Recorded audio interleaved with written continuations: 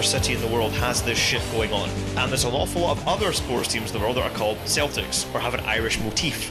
Like, the Boston Celtics don't go and fucking play basketball and there's fucking riots afterwards because a bunch of guys with Union Jacks turn up.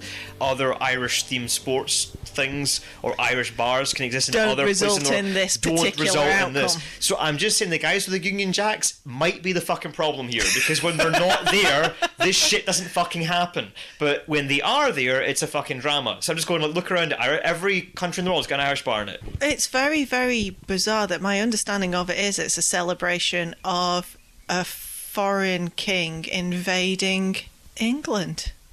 It's the bizarreness of it being this uber nationalistic thing when actually it's a celebration of a foreign invasion.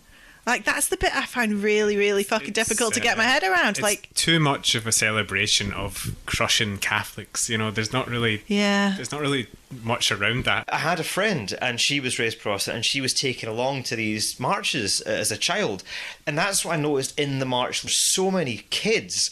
And it must just be that, like, this is just, you go along, you bang your drum, and it's all a bit of a laugh. But they grow up not understanding that the whole thing is actually just really based on hatred and violence. You could be quite forgiving about it if it had evolved and turned more into like a cultural thing, but they seem determined not to allow that. They're very much tied to like the history. What school do you go to? I hate all that shit. I've never liked it, but like that is a thing. It's like, it's not really about establishing what football team you support. It's like identifying what culture are you part of? You know, like, what do you think? You know, and it's like this one little football team has this a million different connotations as to what that actually means. I will say though, I don't know if it's just because I'm older and like obviously the crowd you socialise in will change, but it doesn't seem as bad as when I was growing up. But Rangers' circumstances have somewhat changed. Rangers died, didn't they? I actually don't know. I don't know if that's particularly factored into it.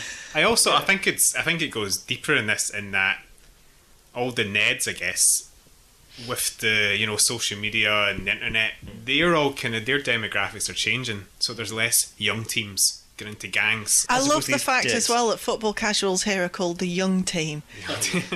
It's because it sounds like the worst fucking Australian soap opera you've ever heard of. There's even a visual representation of the decline in that you don't see that really bad graffiti anymore.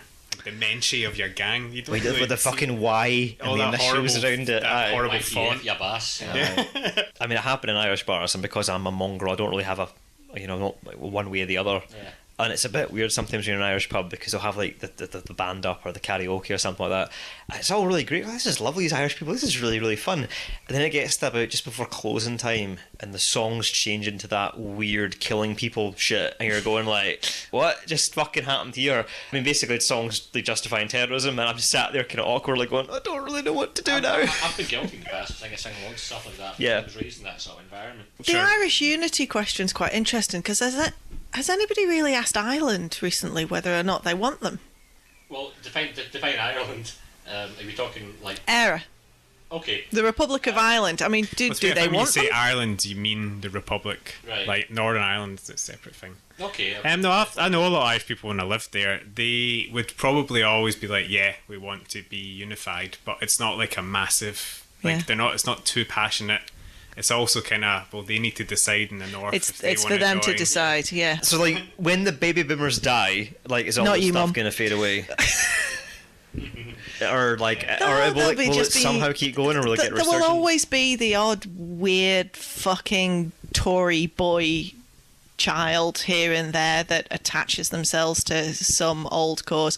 But, yeah, lots of it will die away. I mean, the only reason, as you were saying, you know, the march that went down your street, it's all old people with fucking little kids, and the only reason they've got the little kids with them is because mum and dad want a day off. Yeah, fucking take him, fine, you know? That's exactly what I found. Like, I talked about sort of friends that grew up with it, like that, they remember it as this sort of like childhood event. It's like, so therefore they have this quite like positive connotations but with it doesn't mean they're going to give up on an afternoon in the pub for it. No. But I guess in the same way that, like, I guess the Hitler Youth probably thought, oh, wait, that was quite good in the Hitler Youth. We played football, it was quite a bit of a laugh. But, like, yeah, but in context, you know, this wasn't good, you know. Well, yeah, but as a child, you don't have that wider that's the context. Point. You don't understand that. So, like, people have this warm, fuzzy emotional connection to something that is in the context of something quite horrendous. I'm not a big royalist, but I have very, very fond memories of Charles and Di's wedding because we had a street party and there was a free ice cream machine and I ate about 7 ice creams in one day, and it was like the best day of my life so far because I could have as many. How ice old was creams Princess as I Diana want. when she got married again? Oh, fucking. Like 16? No, she was 18. She was. Is it something really weird though? She's like She super was young. maybe 19 or 20 Yeah, or she's something very like young. that. She was very young. No, I was going to say historically that seems to be mostly true. Like really, Glasgow did have a massive issue with sectarianism, and apparently Glasgow City Council was all secret handshakes and mates rates and everything for a very long time. Like, Which would explain a lot. The DUP connection to Brexit, and how was there not the Leave campaign had Channeled this dodgy, nearly £500 yeah. million into the campaign via unknown sources, via some fucking random bloke who then donated it to the DUP. So do you want let's I end think on it might that be shit. Russian So money. like, what's the theories on that? Is Russian money? I think so, yeah. So you think so? Right. They're all about disrupting the EU. Putin is a product of the Soviet Union. He hates the fact that the Soviet Union has gone. He wants it back, and he views the EU as a direct adversary. Yeah, you know, I mean, I think there's two things on the that. Soviet empire that he's trying to It's like, reconstruct. we can never lose sight of the fact this guy's a former KGB agent, and if you're that committed, you're going to become a fucking KGB agent. You might think the Soviet Union's a good fucking idea. Mm-hmm. The second thing on that is all this shit you hear about, like, oh, the EU are going to form an army.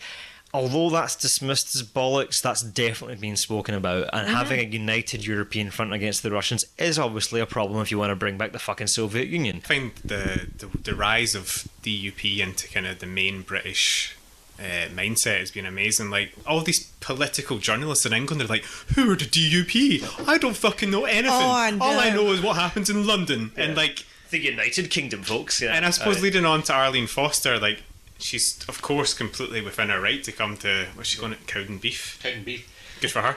But Enjoy that, doll. Yeah. Would she? Las Vegas of Scotland. Yeah. Would she ever have come before this limelight? Is it deliberately trying to antagonise us? Is it boasting the position she's in? Yeah. Yes. Yeah, exactly. Well, So yes, that's what all of those, That's yes. what the problem is. Brexit was a bought election because of the DUP. Yes. So this is like this is something that the British media don't really seem to be running with. The vast majority of the British media, if you hadn't noticed, are actually quite pro-Brexit. So that's why you're not hearing about this. You know, that'd be turkeys voting for Christmas. The thing that boggled me was why Theresa May did a deal with the DUP at all, because she didn't need to. They would have voted for all her shit anyway, and she could have. It was incomprehensible to me that she was so fucking stupid. She was in a bad position, but the DUP are going to vote with you. You don't fucking give the cunts anything. No. You threaten to take things away if they don't do what you say, and you don't actually have a fucking proper relationship with them. By the Tories, and it used to be. But it wasn't even necessary. No, exactly. She obviously got, like, they got their arse handed to them. They're obviously like, oh no, we need to have a majority. Like, they didn't want to see it as, like, you know, it's going to be a hung parliament. But the DUP were never going to fucking vote against Theresa May to put Jeremy Corbyn into power. That's why it's such a poor decision. And it's like the short-term view. They had no idea how much this would just jeopardise Northern Ireland in the long run, especially with Brexit going on. Yeah, it's just completely like. The extent to which all of these cunts are so fucking self-serving drives me absolutely insane. Especially when you go something like, so let's take Brexit, probably Russian money being channeled via the DUP.